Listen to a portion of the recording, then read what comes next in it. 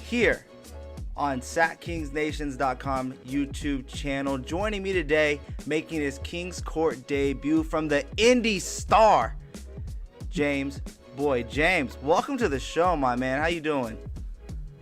Doing good, man. Thanks for having me. It's been a crazy season. Obviously, a very big trade went down recently. I'm glad you got me on to talk about that and more. Oh, man, so I'm not even going to lie to you, bro. The reason how I got even onto your radar and how I got so excited to have you on is you went viral. You went completely viral after the Haliburton trade. And I saw nothing but people sharing your video, and then you had an amazing video after, you got all these views, and it was really cool of you to take that moment and just say, you know what, guys, keep striving, bro. But what was it like just going viral for the first time? Because we just talked before the show that you just joined the IndyStar, so this is really mainstream. To see that pop off, what was that like? Yeah, so I've had a couple of, tweets that'll get a couple of 100 likes or whatever, but that was the first really, really viral moment. It was crazy. I mean, you got platforms like ESPN, Bleacher Report, reaching out, and I can't take full credit for it. I was just lucky enough to be having the camera up.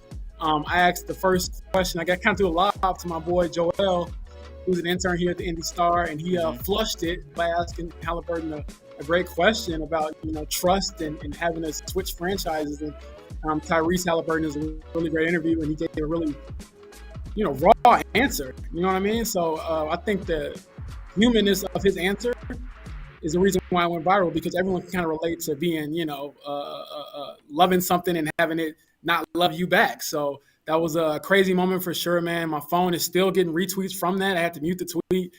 Got friends telling me I'm famous, but I promise you I'm not. I'm just a guy who got lucky with a camera. Hey, man, that you captured a great moment. You asked a great question, and I think that's just a great segue into what happened on February 8th, where the Sacramento Kings and the Indiana Pacers made one of the biggest surprise trade of the NBA trade deadline this year. And, what were your initial thoughts of the deal, hearing that Domantas Sabonis, a 25-year-old two-time All-Star, is being traded for Tyrese Haliburton? I was thinking, how in the world did they get Haliburton? Because that's the only way I thought that they would. I'm not saying he's the only player, but I just thought the only way they were going to move Sabonis was to get, in my opinion, a star or a budding star, which is who Tyrese Haliburton is. So it was crazy to see him, in the trade. I was just thinking, everyone thought this dude was going to be in Sacramento, going to be a part of the future. And I will say this, everyone's kind of been dogging the Kings out, but Sabonis is a really good player. He's the best Pacers player. He was their best player. I know people have opinions about that. No, I've gotten backlash about it. He's their best player. That's the end of it. So it's not like they're getting back a scrub, in replacement of Haliburton. He's a really good player. But again, it was really weird because I was in, Atlanta, had just saw Sabonis and them at shoot around, and a couple hours later, they're gone. So it was such a unique situation, but one that just shocked me. I think it shocked the entire league. I mean, Woj said it himself, no one really thought he was available, but I guess Kevin Pritchard, the Pacers president, he told me, I asked him directly, when did he become available? When did you know? And he was like, more or less, we got the guy we wanted and we were consistent. So he basically was saying, we were pounding the door. And I think as the trade deadline got closer, the Kings just had to make a decision. Do we go all in on this season trying to get into that playoff, or do we, just dial it back? And then obviously they went for it. James Boyd of the IndyStar joining us here on the Kings Court podcast presented by RateCrushers.com. We're going to be breaking down everything from this Indiana Pacers and Sacramento Kings trade and a whole lot more down the road. And, for me, I'm going to tell you the opposite end of the spectrum here. So I saw the Tyrese Haliburton deal, and, I'm one of the very few. As soon as I saw this trade happen for the Kings, I was one of the very few that said, I love this deal.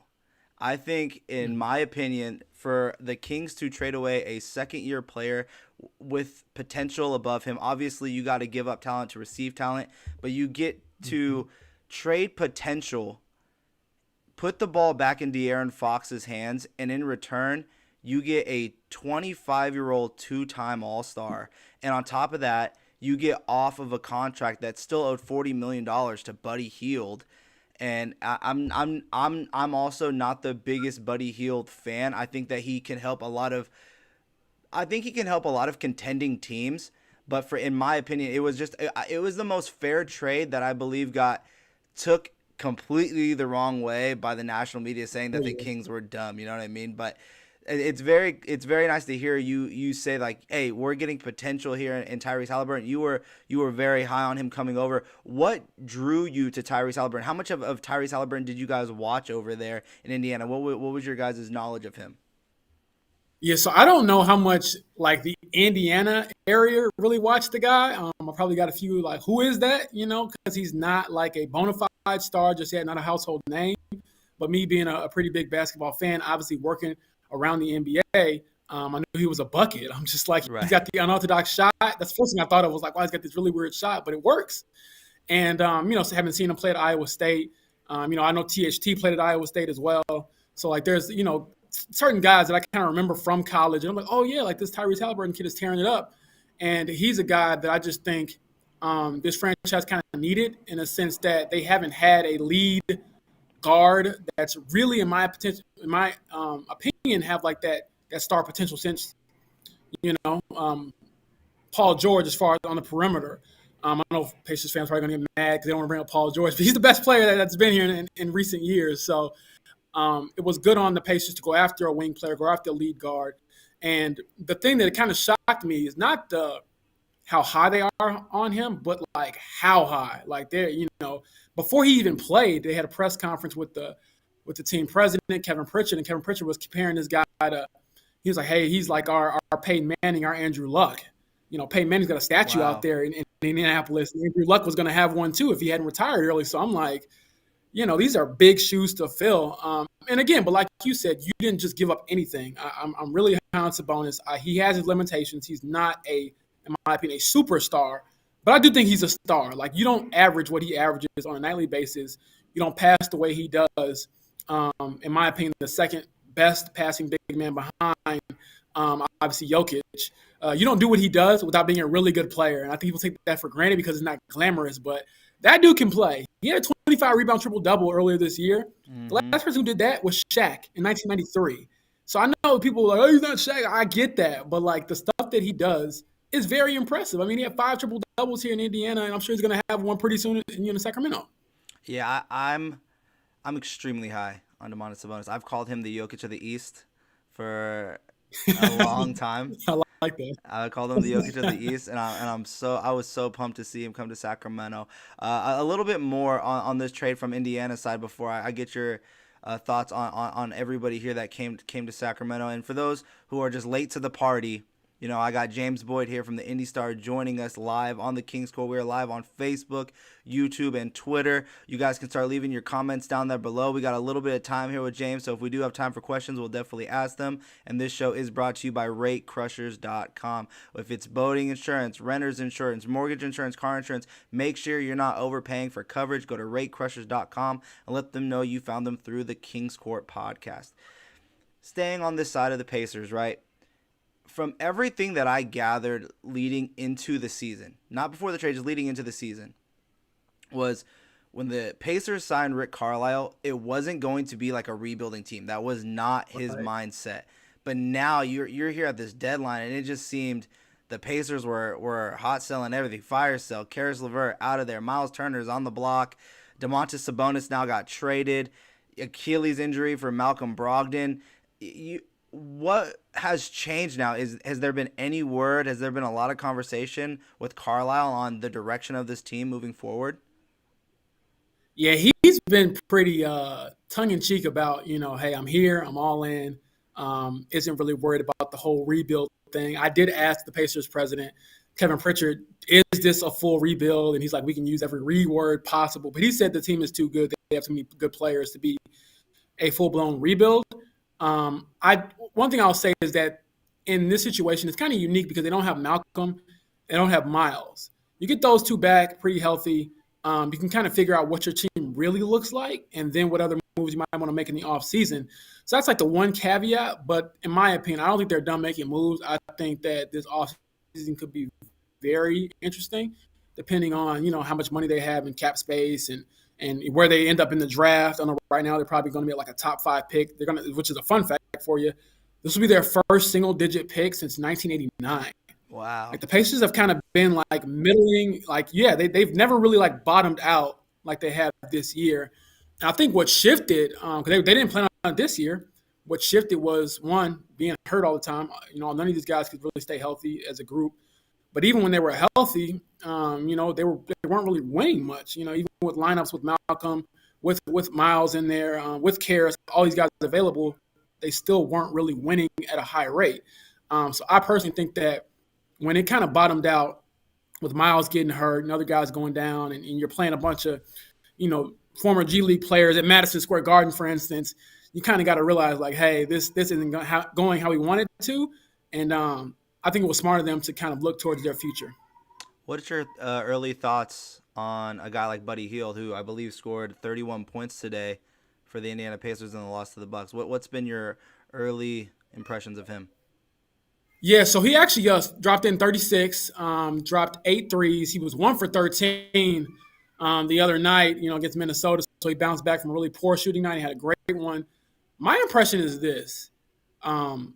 He's very good at shooting the ball, but I think right now he's being asked to do more, which is putting on the floor, creating his own shot, which, if he played it, like you said, on a contender, he'd be shooting lights out because all he had to do was just do what he does best. Now he's being asked a little bit more. He's done relatively well with it. My impression is that he's a shooter. He's not going to be a great shot creator, I don't think, mainly because he doesn't really have like that burst of speed to get by you. He's more of like a pull-up guy. I know he's like kind of herky-jerky, does a lot of hesitations. But I do think that he helps the team in a sense that he can just shoot the ball. Like, he's a 40% three-point shooter for his career. I know he's down a little bit this year. But even like his down percentage is better than most guys on the Pacers. Like they really couldn't shoot three prior to getting Haliburton and prior to getting Buddy. Justin Holiday, who the Kings have now, was their top three-point shooter, I think at like 38%. So it was a struggle. Buddy can get him up. And I do think by having him out there, it creates more space for Haliburton, to go to work on pick and rolls and things like that, and it opens up some space for other guys. So I think picking up is a positive. Now, do they flip him in the offseason? That's a question that's definitely out there, in my opinion. I don't know if he's going to be your starting guard in the backcourt for the future. And even now, like he's getting more run because Chris Duarte, messed up his toe and he's out for a little bit. So my impression is that he is who I thought he was, who I saw at Oklahoma. He's a shooter, and the Pacers could definitely use more shooting because they've struggled with that all year. Yeah, I'm a huge fan of Chris Duarte. By the way, I want to see him starting. He is a walk-in bucket. He shows so much effort. I watched way too much Indiana Pacers basketball before the trade before the trade ever even happened. Like this, I told you, I'm a big Sabonis guy. I've called him the Jokic of the East for that reason. But before we go over to the Kings, last one again about Haliburton, just early impressions of him, right? Like he seems to be just automatically stepping in there and finding his guys open and getting his shot up. So what's your early impressions of him, and what's been the word around the locker room? How has everyone like kind of shifted toward him? I think everyone enjoys playing with him because he gets it out early. Like even just watching these last 3 games, watching a few Kings games, highlight things like that. He's a guy who is a great assist man, but it's not because he's always looking to be the guy who gets the assist. He just makes the pass. Like he'll give it up to get it back. He'll push it ahead.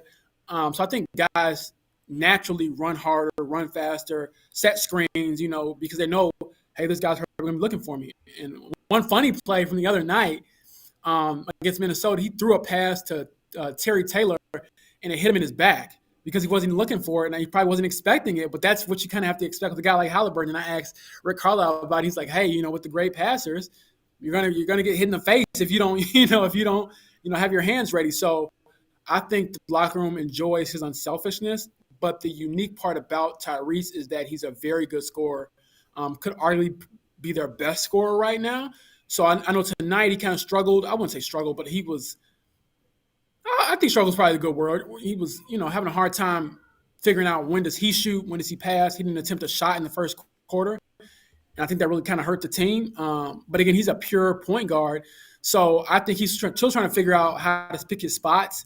That's hard to do. And again, he's doing that while also having a lot of guys out due to injury and such. So I'll say give it 2 or 3 weeks, and he should be looking maybe even better than what he's looked through the first 3 games. But the buzz around the locker room, the city, the fan base is that he's the real deal. And if you talk to a couple of his teammates, even through the first 3 days, 3 games, they're excited about him.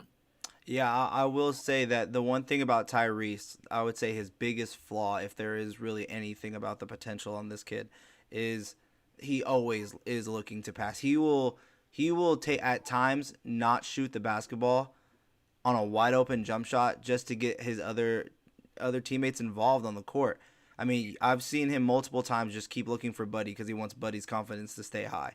And he could have a wide open three in the corner. And Haliburton's actually really good at just shooting that thing from the corner. He is a bucket. I think the Pacers got a ton of potential in Tyrese Haliburton, and I'm so excited to see what he becomes in his development under Rick Carlisle. I think that doesn't get talked about enough about what Rick Carlisle can do for a point guard like that in his type of system. I think it could be something special. But James Boyd, again, IndyStar, joining the Kings Court, giving just so much great insight there.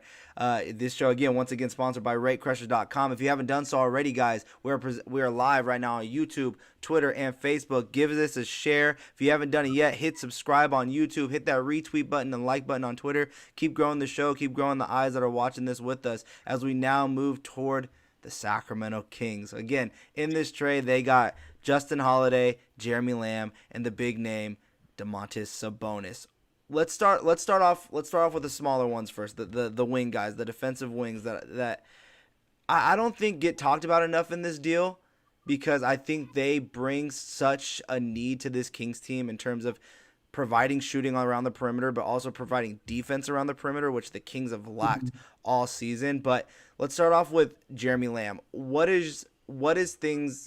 some pros and cons Kings fans should know about Jermey Lamb that probably only know him from the 2 times they play him in the season? Yeah, I would say with Jeremy, it's just his streakiness. Like there's days where he's like a bucket. He can go out there and get you 15 or 20. There are some games where it's like, man, why are you shooting this step back shot when if you just got in the game and you're not in the rhythm? So he's kind of streaky, but that's kind of been the story of his career. Like he's a pretty good scorer. I will say he's on an expiring contract, so I don't know like how much he'll factor into the future. Probably one of those things where you throw him in there to get the money right on the trade. But I will say he does have some value. He's not like some scrub, but I also don't think he's as high as everyone thinks. Just, and I'm sure you can relate, when you watch a team like all 82 games or whatever, or every single game, you start to see like maybe like, this guy isn't as good as people think. Like I know when Jermey Lamb names comes up, all the Lakers fans are always like, oh, like they should get him. Like I'm like, he's not that great anymore. Like he's older. He's been in the league for 10 years. But I do think that he can give you some microwavable type of offense every now and then.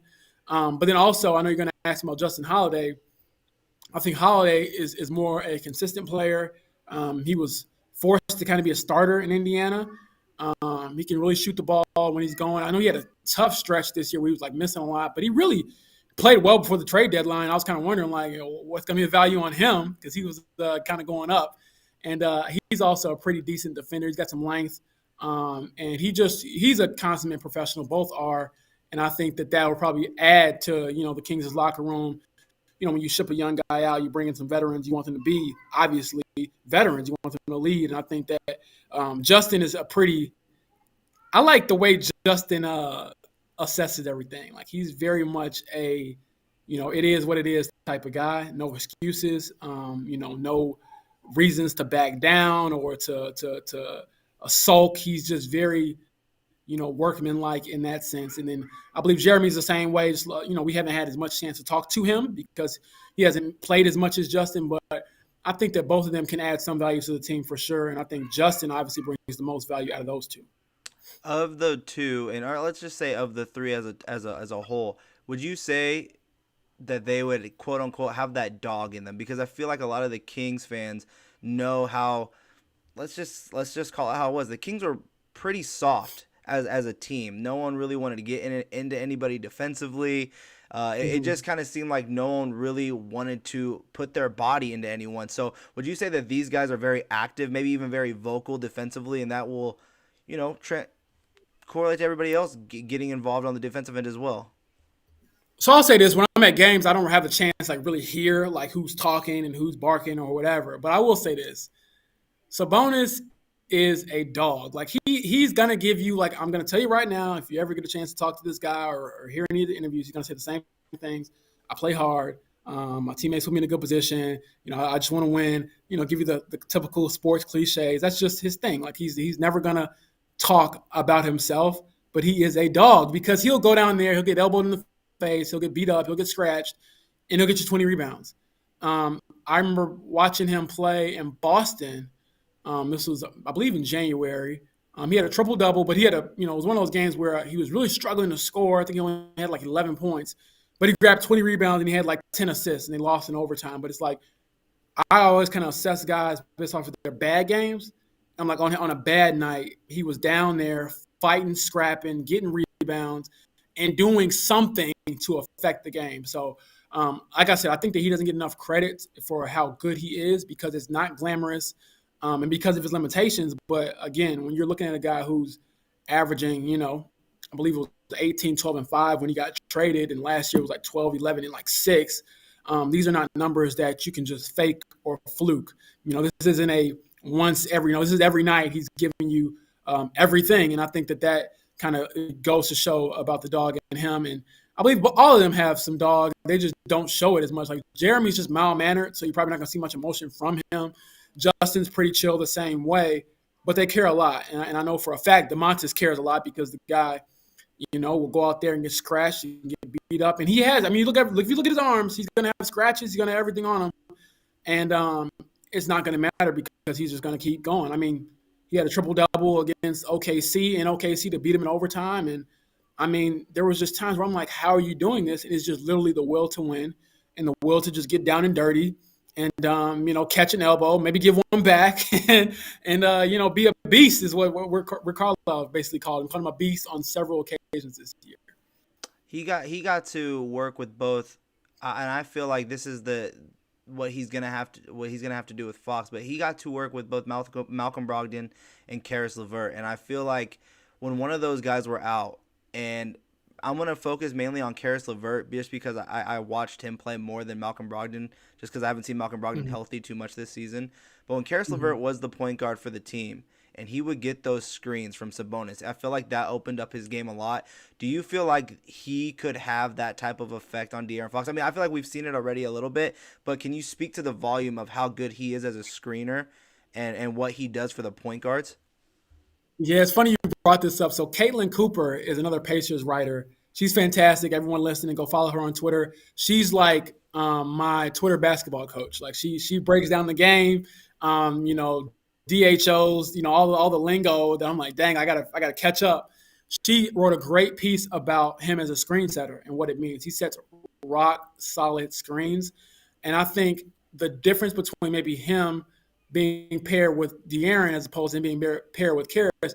Karis is looking to go one-on-one most of the time after you got a screen. And that's just the nature of his game and why I think he fits better in Cleveland because they need like a six-man scorer type of guy. But with De'Aaron, there is more of a distributor vibe. He can also score, obviously. So I think that by that pick and roll, the threat of De'Aaron coming off the pick and roll and being downhill or spraying out to a shooter and also having, Domantas rolling, creates another dynamic for that offense. But he sets some really, really hard screens. And I think that it just comes down to timing. Sometimes he'll get called for a moving screen if you don't wait long enough. But if you wait, you're pretty much guaranteed to get some separation because you're not moving through that guy. Like he's pretty strong, pretty stout.